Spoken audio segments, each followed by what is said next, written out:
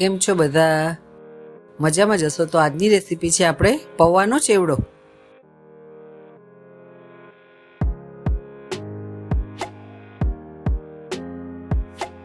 તો મેં અહીંયા ચેવડો બનાવવા માટે જાડા પૌવા લીધા છે, સિંગ લીધી છે, લીમડાના પાન લીધા છે, દળેલી સાકર લીધી છે, સુધારેલા મરચાં લીધા છે, કિસમિસ લીધી છે, હળદર લીધી છે, આમચૂર પાવડર લીધો છે, મીઠું લીધું છે, મરચાંનો પાવડર લીધો છે, કાજુના ટુકડા લીધા છે, વાટેલા મરીનો પાવડર લીધો છે, થોડા અધકચરા આખા દાણાને વાટીને લીધા છે, તેલ લીધું છે, જીરું લીધું છે અને તલ લીધા છે। તો હવે આપણે તેલ ગરમ મૂકી દીધું છે। થોડા પૌવા નાખીને આપણે જોઈ લેવાનું તેલ ગરમ થઈ ગયું છે। તો હવે આપણે તેલ ગરમ થઈ ગયું છે, આપણે પૌવાને તળી લેશું।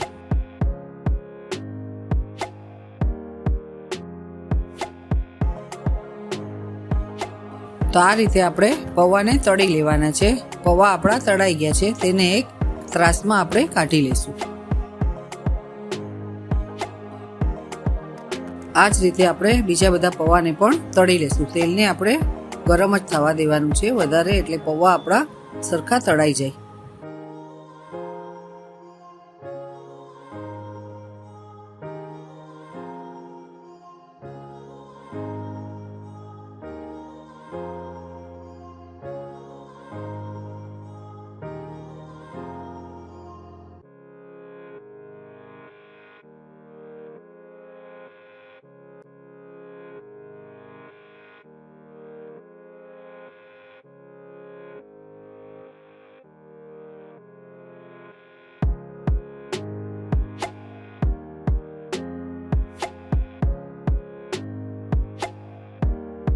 તો હવે આપણે બધા પૌવાને તળી લીધા છે। હવે આપણે સિંગ તળી લેશું।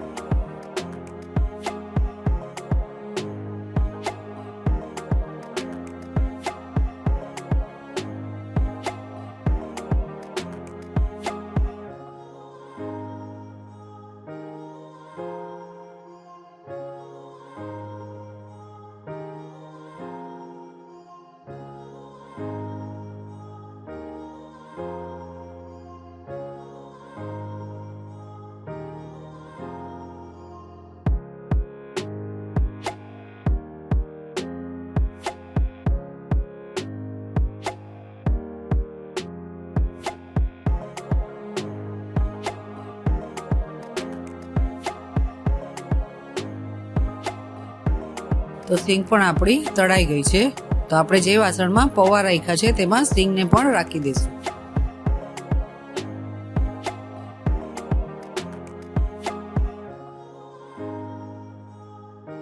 કિસમિસને પણ આપણે થોડા તેલમાં સોતળી લેશું।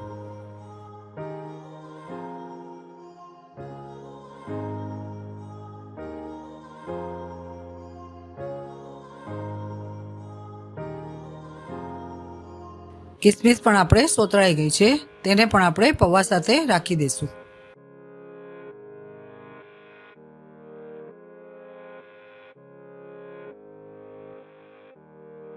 કાજુને પણ આપણે તેલમાં સોતળી લેશું।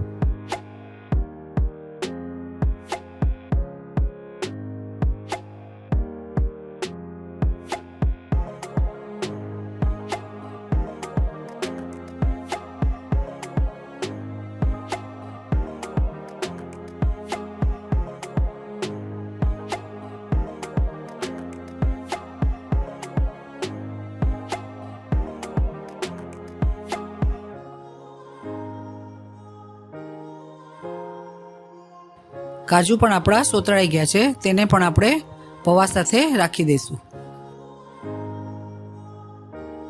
હવે આપણે મરચાંને પણ તેલમાં સોતળી લેશું।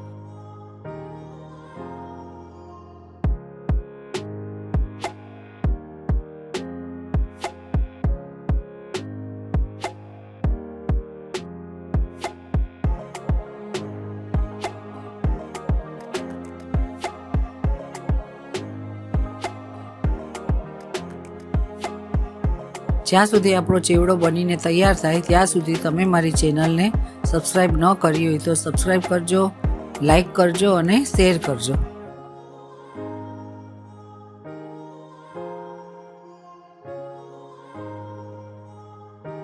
મરચાં પણ આપણે સોતળાઈ ગયા છે, તેને પણ આપણે બહાર લઈ લેશું.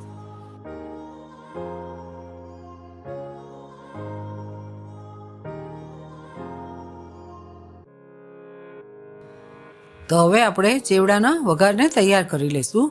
તો પહેલાં આપણે થોડું તેલ મૂકી દઈશું, તેમાં ધાણા, જીરું અને તલ નાખી દઈશું.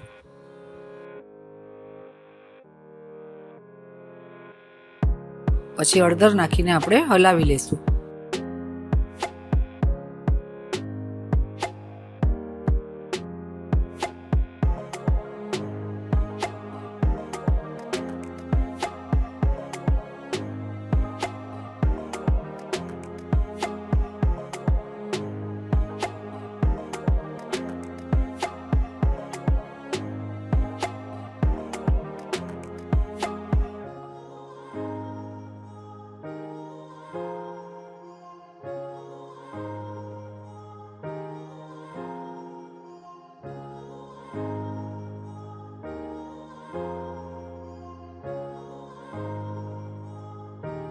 સ્વાદ પ્રમાણે મીઠું નાખી દઈશું.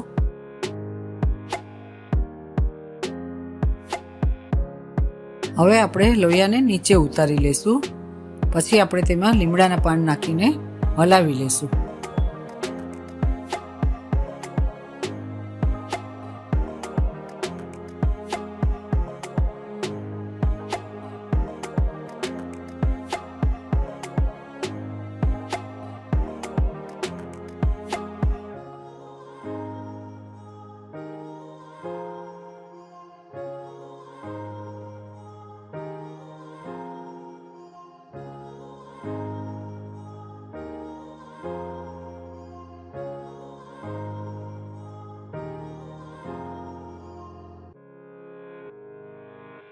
લીમડાના પાન આપણે થોડીવાર તેલમાં હલાવવાના, એટલે આપણા લીમડાના પાન આવા ક્રિસ્પી બની જાય.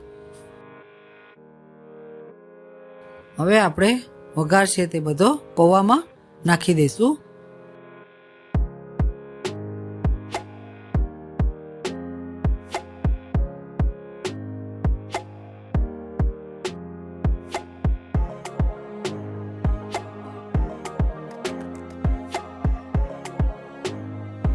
પછી આપણે જે સાકર પીસેલી છે તે મિક્સ કરી દઈશું.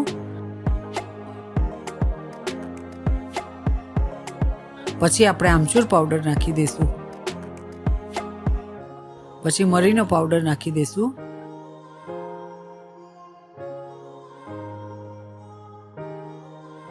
પછી આપણે મરચાંનો પાવડર નાખીને બધું મિક્સ કરીને હલાવી લઈશું.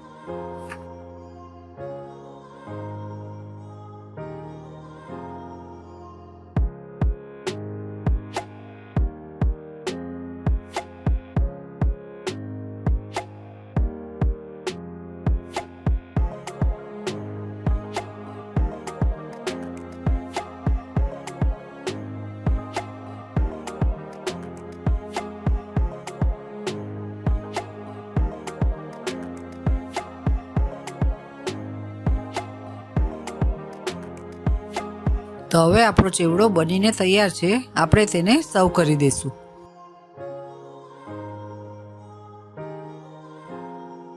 આ ચેવડો આપણને બનાવતા વાર નથી લાગતો અને આ ચેવડો આપણને બનાવીને આપણે સ્ટોર પણ કરી શકીએ છીએ.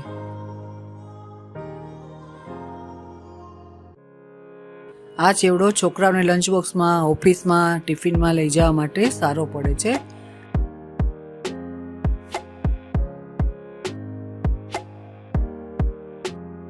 આ વિડીયોની રેસીપી તમે જરૂરથી ટ્રાય કરજો અને મને કમેન્ટમાં જણાવજો તમારો પૌવાનો ચેવડો કેવો બન્યો.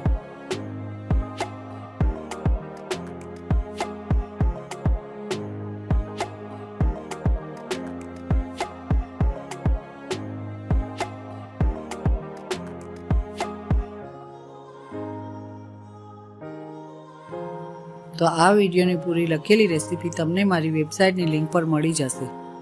તો આ હતી આપણી આજની રેસીપી. હવે મળીએ નવા વિડીયોમાં નવી રેસીપી સાથે. જય શ્રી કૃષ્ણ.